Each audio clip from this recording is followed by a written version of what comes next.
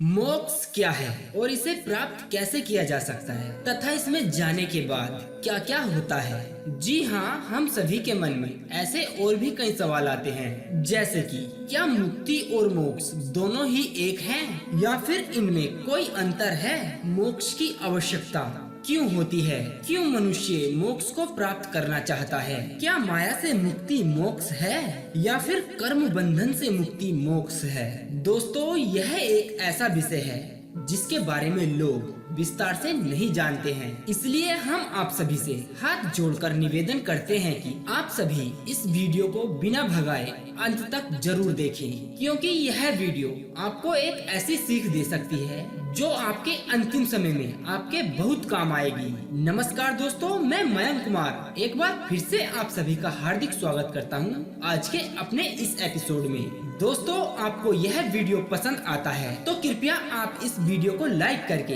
अपना प्यार जरूर देना। तो चलिए जान लेते हैं आगे क्या बताया गया है इस वीडियो में। मोक्ष क्या है, इसे सरल भाषा में समझने के लिए पहले हमें दुख, दर्द और सुख के बारे में जानना जरूरी है, क्योंकि मोक्ष का आधार दुख, दर्द और सुख ही होता है। आज इस संसार में लगभग सभी व्यक्ति किसी न किसी कारणवश दुखी हैं। जब हम लोग इस मृत्यु लोक में जन्म लेते हैं तभी हमारे चारों ओर दुख घूमने लग जाता है, यानी हमारे जन्म से लेकर हमारे मरण तक हमें दुख घेरे हुए हैं। अगर ध्यान देकर हम सोचें तो व्यक्ति हर वक्त हर समय दुखी रहता है, चाहे उसका कोई भी कारण हो।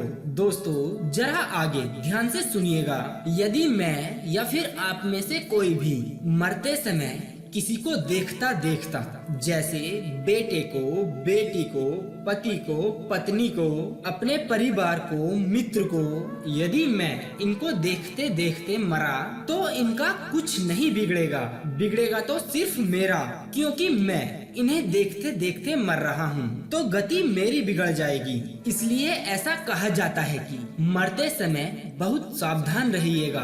तुलसी की माला हाथ में हो, राम नाम मुख में हो और चिंतन भगवान का हो। जब तक कोई व्यक्ति मर नहीं जाता है हमें रोना नहीं चाहिए, ये तो एक समझदारी होती है।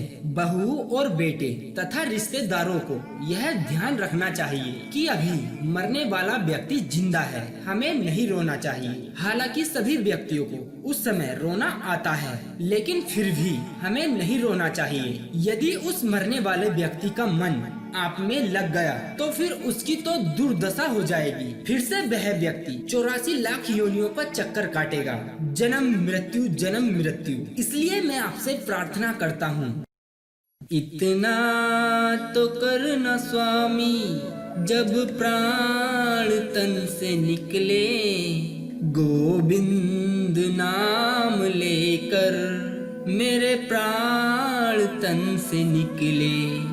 उस वक्त जल्दी आना, नहीं श्याम भूल जाना, मुरली मधुर बजाना, जब प्राण तन से निकले, इतना तो करना स्वामी। श्री गंगा जी का तट हो, मेरा साबरा निकट हो, मेरे मुख में तुलसी दल हो, जब प्राण तन से निकले, इतना तो करना स्वामी। जब मरे तो बिल्कुल सावधानी के साथ। गीता में श्री कृष्ण अपने शिष्य अर्जुन से कहते हैं कि हे अर्जुन, मानव शरीर बड़ी मुश्किल से मिलता है, बड़ी पीड़ा सहने के बाद मिलता है, इसे हमें ऐसे ही गंवाना नहीं चाहिए। देवता लोग भी मानव शरीर की आकांक्षा करते हैं, लेकिन मनुष्य की अज्ञानता इतनी होती है, इस मोक्ष के अवसर को गवाता रहता है, अपना पूरा जीवन भोग विलास में बिता देता है। इतना ही नहीं, जब मनुष्य की मृत्यु का क्षण होता है उस समय भी वासना उसका पीछा नहीं छोड़ती और इसीलिए मृत्यु के समय जो वासना सबसे ताकतवर होती है यानी सबसे शक्तिशाली होती है, उसी वासना के मुताबिक उस व्यक्ति को अगला जन्म मिलता है। दरअसल भगवान श्री कृष्ण के द्वारा दी गई ये एक गुप्त विद्या है। यह एक मरने की विद्या है और जो लोग इस विद्या को जान लेते हैं वो लोग मृत्यु के समय इस विद्या का उपयोग करके मोक्ष को प्राप्त हो सकते हैं। मोक्ष अर्थात जन्म मरण से मुक्ति। फिर वो दोबारा जन्म लेकर इस पृथ्वी लोक पर नहीं आता है, पृथ्वी के अनेक सुखों और दुखों से दूर आनंदमय हो जाता है।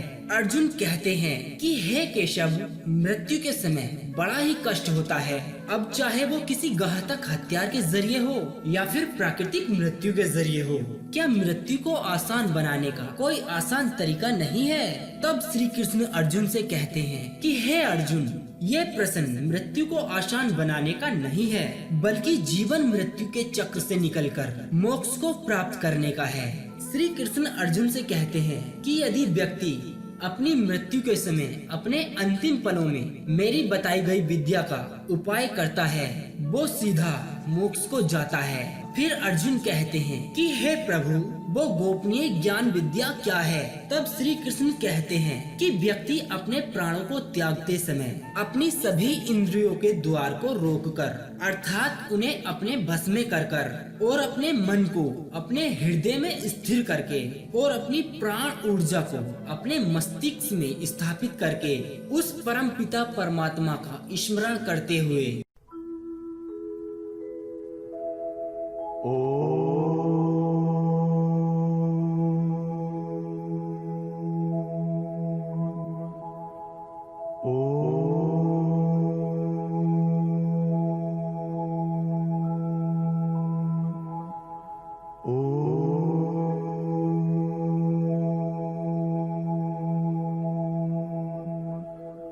इस ओम मंत्र का उच्चारण करे तो वह मनुष्य जीवन भर जितना भी पापी क्यों न रहा हो, उस व्यक्ति को मोक्ष प्राप्त हो जाता है। मोक्ष को प्राप्त करने की कितनी आसान विधि बताई है भगवान श्री कृष्ण ने। ओम केवल एक शब्द नहीं है, सभी मंत्रों का परम मंत्र है। इसकी महिमा अनंत है। मरना दुख नहीं है, मृत्यु तो एक उत्सव है, बस आप लोग समझते नहीं हैं। जो जिंदगी जीने में मजा है ना, यदि कर्म अच्छे करके मरोगे ना तो इससे ज्यादा मरने में मजा आएगा। मरना भी एक उत्सव है। जो भगवान का चिंतन करते करते अपने प्राणों को त्यागते हैं, निश्चित ही उनका कल्याण होता है। जब कोई मरता है तो गाय का गोबर आंगन में लीप कर तब उन्हें लेटाएं और हाथ में माला लेकर रोने की जगह कीर्तन करो, भजन करो और जब मर जाए तो राम का नाम ना उसके कान में। कई बार ऐसा होता है कि मरने वाला व्यक्ति बोल नहीं पाता है क्योंकि मुंह बंद हो जाता है। मरते समय ना शरीर में बहुत दर्द होता है, सांस लेना भी कठिन हो जाता है। अगर मरने वाले व्यक्ति से पूछा जाए उन 2-3 मिनटों में जब उसके प्राण निकलते हैं और जब वह उसे दर्द होता है जो 3 मिनटों में उसे होता है, वो 3 मिनट वो 3 जन्म के बराबर लगता है। केवल वो 3 मिनट। एक स्त्री को माँ बनने के टाइम डिलीवरी के समय जितना दर्द होता है ना, उससे कई गुना ज्यादा दर्द उस बच्चे को होता है जो बच्चा माँ के गर्भ से बाहर निकलता है। अर्थात मुझे भी हुआ था और आप सभी को भी हुआ था। और जितना दर्द जन्म के समय होता है उससे कई गुना ज्यादा दर्द पीड़ा मृत्यु के समय हर एक व्यक्ति को होती है, हर प्राणी को होती है। आप इस दुनिया में मस्त ना हो जाएं, क्योंकि इस दुनिया से भी परे एक दुनिया है। एक होता है आपका घर और दूसरा होता है आपका दफ्तर। घर का वातावरण अलग होता है और दफ्तर का वातावरण अलग होता है। दफ्तर में कमाओ पैसे और उसका मजा घर आकर लो। ठीक इसी प्रकार ये संसार कर्म क्षेत्र है, यहाँ पर कर्म करो। जो तुम अच्छा बुरा कर रहे हो सब कुछ करो, सब कुछ यहाँ मिलेगा। यहाँ तुम झूठ भी बोल सकते हो और सच भी बोल सकते हो। यहाँ तुम किसी का गला दबाकर मार भी सकते हो और किसी को बचा भी सकते हो। यहाँ अच्छाई बुराई सब कुछ है। जो भी करना है सब कुछ कर लो, लेकिन इसका फल तुम्हें मिलेगा। तो ये तुम्हारी कर्म भूमि है। यहाँ केवल कर्म करना है तुम्हें, अच्छा या बुरा।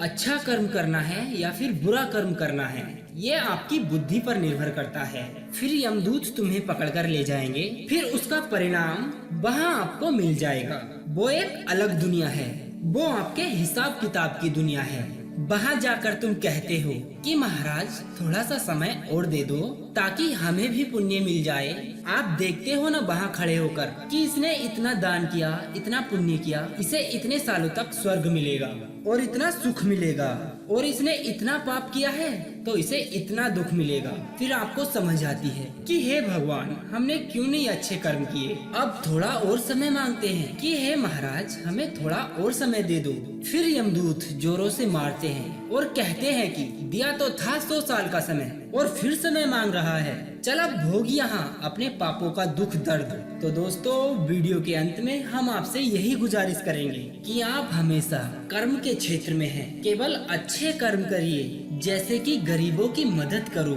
बुजुर्गों का सम्मान करो, बेसहारा लोगों का सहारा बनो और कमजोर लोगों की सेवा करो। जब आप ऐसे कर्म करोगे ना, तो परमेश्वर भी आपको स्वर्ग से परे मोक्ष की दुनिया में रहने का अवसर प्रदान करेगा।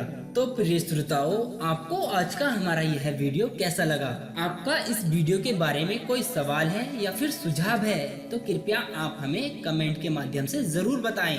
हम आपके सवाल का जवाब जरूर देंगे। और आप हमारे इस चैनल पर नए आए हैं तो कृपया आप हमारे इस चैनल को सब्सक्राइब करना ना भूलें। अब दीजिए हमें इजाजत, ताकि हम आप सभी के लिए एक और ऐसी ही अनसुनी व रोचक जानकारी को ढूंढकर ला सकें। सबका ख्याल रखो, पर अपना भी ख्याल रखना। हमेशा मुस्कुराते रहो, कभी अपने लिए तो कभी अपनों के लिए।